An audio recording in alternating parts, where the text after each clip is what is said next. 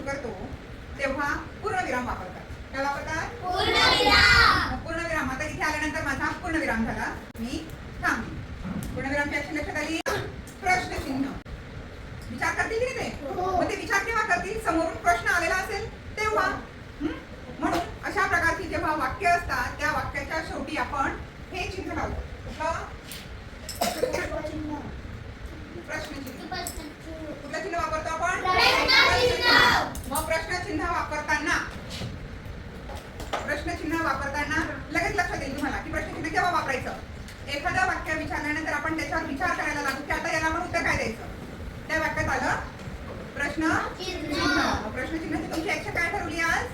प्रश्नचिन्हाची काय ऍक्शन आहे? अच्छा, समजला? आता आपला आहे पुढचा स्वल्पविराम.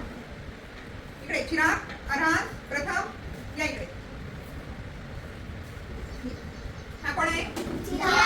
हा कोण आहे? आणि हा कोण आहे? बरोबर. हा पक्षी आहे का? नाही. हे झाड आहे का? नाही. हा मुलगा आहे का? हो. हा मुलगा आहे. म्हणजे हे तिघही एकाच जातीचे आहेत. हे तिघही एकाच जातीचे आहेत.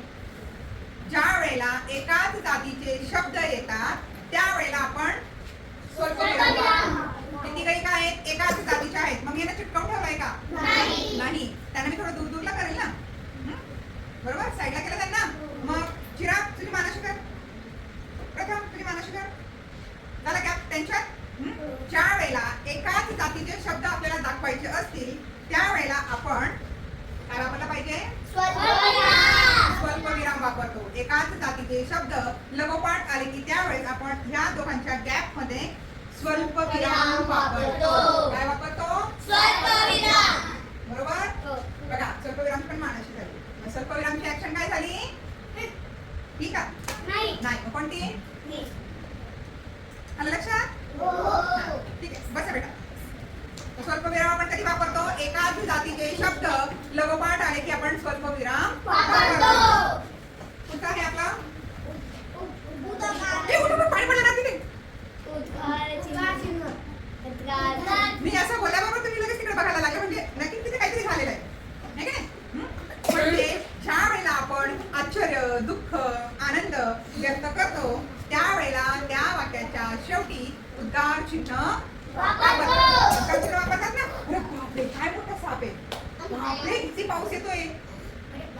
आपण आपल्या भावना दाखवतो ना याच्यात ना. आश्चर्य व्यक्त करतोय. आश्चर्य व्यक्त करताना आपण काय वापरतो? कोणतं चिन्ह वापरतो? उद्गार चिन्ह. उद्गारवाचक चिन्ह. उद्गारवाचक चिन्ह आपण कसं घेतो? असं. मग उद्गाराच्या चिन्हाची ऍक्शन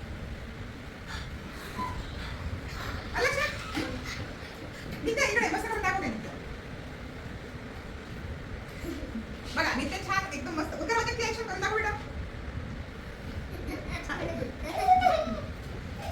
पुढचा आहे आपला अर्धविराम.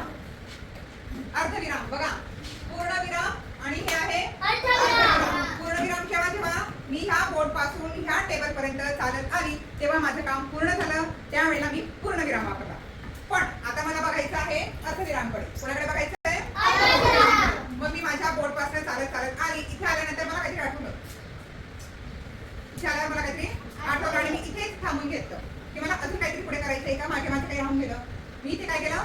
थांबून घेतलं. मग मी हा विराम घेतला. काय घेतला? विराम घेतला. पण मला कुठपर्यंत जायचंय? कुठपर्यंत जायचंय मिताली? मग मला तिथपर्यंत पोहोचायचंय. मग मी इथे थोडासा विराम घेतला, पॉज घेतला, थांबलीये मी आणि थोड्या वेळाने मी इथे आले. मग इथे ज्या वेळेला आली त्यावेळेस माझी मान थकून अशी झाली आणि हे जे विराम आहे ते अर्धविराम ऍक्शन काय आली? मग अर्धविरामची ऍक्शन. लक्षात? समजतंय? लक्षात राहील? अर्धविराम हे पूर्णविराम आणि हे त्याच्या खाली स्वल्पविराम. म्हणून काय काय झालं? स्वल्पविराम घेतला ना. अर्धविराम. नंतर आहे आपला पुढचा संयोग चिन्ह. हा माझा उजवा हात, हा माझा डावा हात. हे दोघं हात मला एकत्र दाखवायचे. मग मी असं जोडून घेतले. काय केले? जोडून घेतले. बहीण भाऊ हे दोन शब्द जेव्हा मला एकत्र दाखवायचे असतील, जोडून दाखवायचे असतील, ज्या वेळेला आम्हाला दोन शब्द जोडून दाखवायचे असतील त्यावेळेला आपण संयोग चिन्ह वापरतो. कोणते चिन्ह वापरतो? संयोग चिन्ह. संयोग चिन्ह. कोणते चिन्ह वापरतो?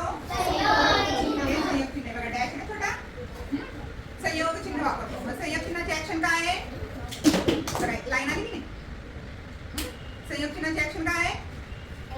हा, आणि केव्हा वापरतो संयोग चिन्ह? जेव्हा दोन, हा एक शब्द हा एक शब्द, दोन हात झाले म्हणजे शब्द शब्द.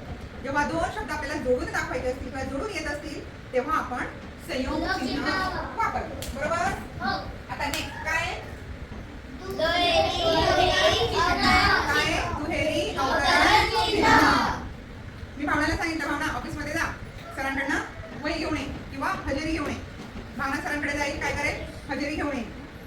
पण मी भावनाला सांगितलं की खिचडीवाला आजींकडे जा आणि त्यांना माझा निरोप दे, असाचा असा बदल करू नको, की आपल्याला लतिकाच्या घरी जायचं आहे. भावना आजींकडे गेली आणि आजीने सांगितलं की टीचर म्हणताय आपल्याला लतिकाकडे जायचं आहे. माझे शब्द भावनाने जसेच्या तसे ऍज इट इज, जसेच्या तसे कोणाला सांगितले? आजींना. मग ज्या वेळेस आपलं म्हणणं किंवा आपले शब्द किंवा आपले वाक्य, शब्द सोडा, ज्या वेळेला आपले म्हणणं, आपले कोणते वाक्य जसेच्या तसे दुसऱ्याला सांगायचे असतील त्यावेळेला दुहेरी अवतरण चिन्ह वापरतात. आणि दुहेरी अवतरण चिन्हाची सगळ्यात छान मस्त ऍक्शन आहे. दुहेरी अवतरण चिन्हाची ऍक्शन का? बघा असंच आहे ना, बघा आम्ही दुहेरी अवतरण चिन्ह. राहिला ऍक्शन लक्षात? एक फास्ट रिव्हिजन घ्यायचं. पूर्णविराम, प्रश्नचिन्ह, स्वल्पविराम, उद्गार चिन्ह, अर्धविराम, अर्धविराम, संयोग चिन्ह, उद्गारवाचक चिन्ह.